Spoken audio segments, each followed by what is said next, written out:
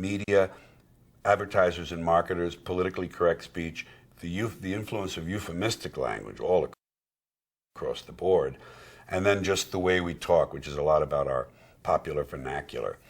And this is the reconciliation with my mother, who wanted me to go uphill. See, this is that audience. She took me to a couple of Broadway shows, among them West Side Story. And at intermission, I was 15, 16 at the most. And at intermission, we'd sit and people would be drinking their orange drink or having a cocktail or whatever and smoking like crazy. And she would say to me, because she had refined tastes, she was what they call lace curtain Irish as opposed to what she thought of as shanty Irish, which was the neighborhood that I was gravitating toward, the shanty Irish. You have breeding, she would say to me. You have refinement.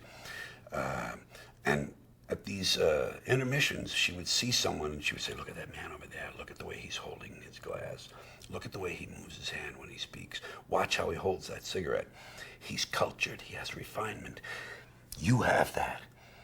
So that I'm gonna get a chance to realize that for her in a way, because when you throw out someone's influence, in that case, you know, trying to separate from a parent of the opposite sex, a differentiation they call it, you necessarily throw out the whole package. And I had to turn my back on good things as well as what I didn't like about her. So I'm going to reconcile that. I didn't intend it that way. It's just magic, the way life does these things. I had no notion, of course, how can you, that life would be this full and rewarding, this satisfying, this many breaks, this much luck, this, you know, it started lucky. It started with an accidental conception, not like the type we always talk about, but my mother and father had been separated for 2 years, and they met on the street and decided to go to Rockaway Beach for the weekend. And I was conceived because they met. I was about to be aborted. I was in my mother's womb at whatever it is, 6 or 7 weeks or so after the pregnancy. My father's sitting next to her. She's ready to have an abortion. She'd had one earlier after my brother. And she thought she saw her mother in a painting on the wall. Her mother had died a few months previous.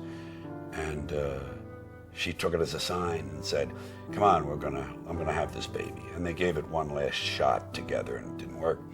But that was a freak. Here's the conception as a freak, being allowed to get out of the abortionist's office. I was 50 feet from the drain pipe. That's a freak. These things aren't supposed to happen.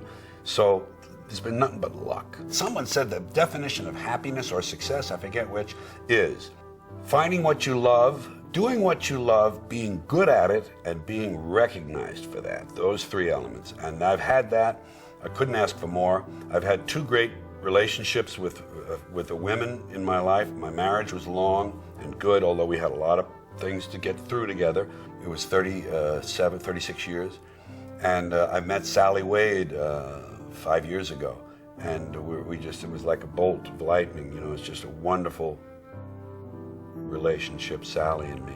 I already know that anyone who talks about or writes about comedy in the last quarter of the 20th century will have to include me, and in a nice and prominent place. That's sufficient, you know, that's terrific.